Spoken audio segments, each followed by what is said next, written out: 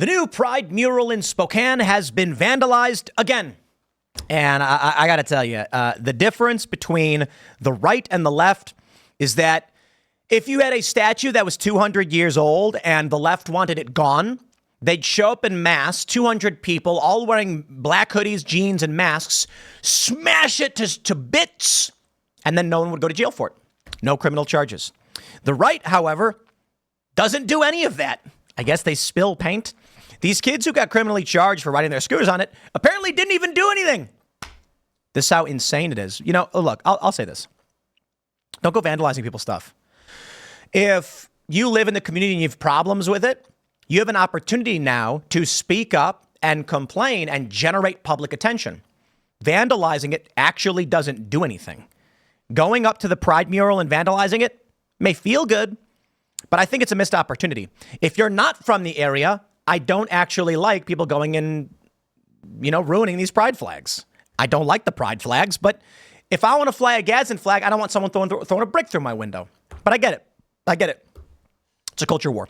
Here's what I'd say to the people of Spokane who live there and are upset with it. You have an opportunity right now to go around collecting videos of people being like, we don't want this. We don't want to pay for it. It's causing undue attention. And just list all of your grievances with what they're doing. Make it a big issue of debate.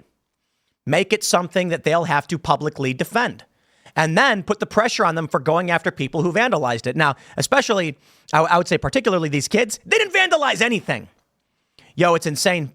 These woke people are like, look at the skids on the ground. Look what they were doing. Are you saying that the kids held the brake down and were burning out? They clearly weren't. The skids were just because the kids were riding around in the street on scooters playing. But this is where we're at. People are upset. My opinions don't really matter on this. I don't live there. Fine. Okay. But they're vandalizing it. Spokane crosswalk vandalized days after teens charged with felonies for leaving scooter skid marks on rainbow pavement. The Pride crosswalk was also set on fire in March. That's crazy. I'm not a fan of that. Sorry. The infamous Spokane LGBTQ Pride crosswalk was vandalized again on Tuesday, this time with paint. The new incident occurred less than a week after three teenagers were charged with felonies for riding scooters over the Pride crosswalk. We know that. On Tuesday morning, officials discovered yellow and white paint splashed on the crosswalk after the city worked to have it repainted over the weekend ahead of Spokane's annual Pride parade. I just want to stress this to these people who are painting this. You have two options. Continually maintain the flag and repaint it every day because of this, or, well, I should say three options, I guess. I was going to say the other thing is leave the desecrated flag as is to be a symbol of the disdain people have for it. I accept either. You're going to come out every day and pay money because people clearly are upset. Again, I don't agree with vandalizing. I don't think the kids were vandalizing, but someone who splashed paint on it, I don't agree if someone does it intentionally. That being said, if they stole taxpayer money and never got this approved, now you've got an interesting problem, like they did with Black Lives Matter in front of Trump's Fifth Avenue building. But the other issue is like, we don't even know this is vandalism. What if there's like some dude who's carrying a bucket of paint and he trips and he falls and drops the bucket? Are you going to be like, we're going to arrest you, you're going to jail? Or it's like, come on. It's the street. Nobody would care if they didn't paint their flag on the street. Look how disgusting it is. There's skid marks all over it, and the kids aren't the only ones who did that. David J. Riley says, how much is this costing taxpayers? First of all, to paint the flag and repaint it, but also to police it and investigate it and prosecute it. Hundreds of thousands, millions? Spokane PD said they're investigating the incident, but announced they will no longer be commenting or issuing press releases on vandalism on the Pride crosswalk in an effort to deter future incidents. In response to the initial incident of vandalism, Lime, come on, post-millennial. Is it really even look at this video. These kids are just riding scooters. They're not doing anything. They're riding scooters everywhere, not even just on the flag. I don't think they even thought twice about, they're just doing wheelies and riding around the waterfront. Insane. They're being charged with felonies over this. Democrat Gov. Jay Inslee signed legislation to make it a felony to deface public pride symbols in March, which took effect on June 6th. The charges come with a maximum penalty of up to 5 years in prison. Look at this.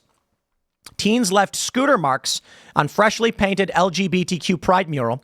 They were later arrested for first-degree malicious mischief. I saw this group of teenagers deliberately making marks and scratch marks with their Lime scooters, just all around. Several witnesses confronted the group and called police. We're not going to sit by as we watch people deliberately commit a hate crime, right in the middle of downtown. After looking at security footage, officers arrested 3 teenagers. 2 are minors, and 1 is 19-year-old Ruslan Turco. You are charged with 1 count malicious mischief. Turco had his first appearance in court this afternoon. The judge released him under the condition he doesn't go near the crosswalk or the other teenagers. Prosecutors, though, had asked the judge to set a $15,000 bond, since that's how much it costs to repaint the mural. The community really came together to raise the money for them to be able to do it before the parade on Saturday. Now this vandalism just hours after that repaint, and only a few weeks after someone else set fire to the mural. Wow. It sucks to be reminded in moments like this that there are still people out there that... Oh, wow. Take a look at this. On Saturday. Now this vandalism just hours after that repaint, and only a few weeks after someone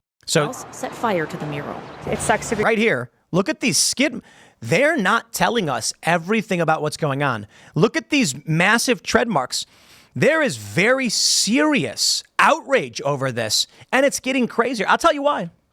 But first, let me throw it to our good friend, Brian Krasenstein. This is a guy who professionally plays the heel on X, pretending to be a liberal, but clearly knows what's really going on.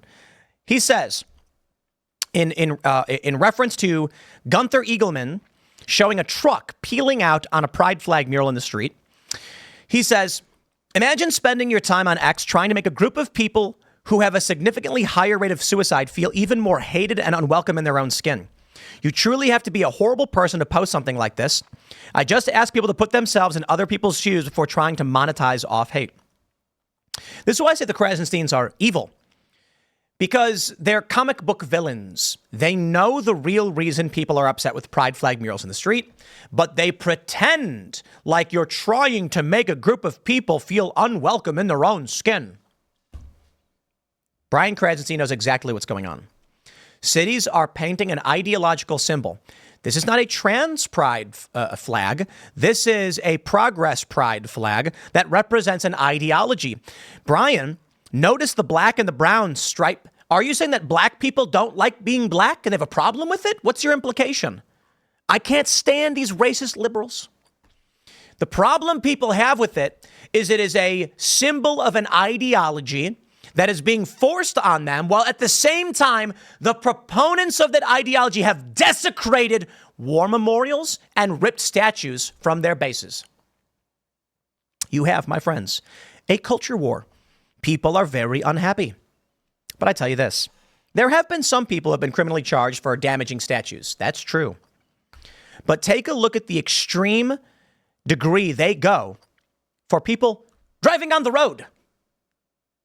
Those kids that were riding the scooters around, there's no video we have of them sitting there and holding their tires and scuffing it up.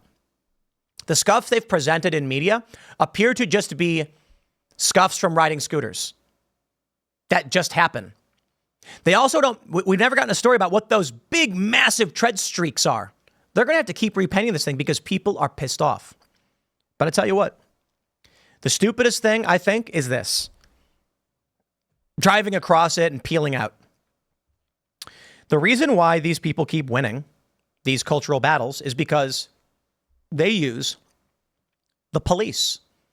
That's right. You go and you vandalize it, and the cops, because they're scumbags, will arrest you for it. I am sick of people blindly defending police. The leftists go to the cops, and the cops bend their knees to kiss the feet because they're spineless scumbag cowards. Here's what should happen. The next time some kid rides a scooter across the pride mural, and they say, go arrest those kids, every single cop should go, no. But they won't. And the conservatives will just keep blindly supporting communist police officers. Now, cops are people.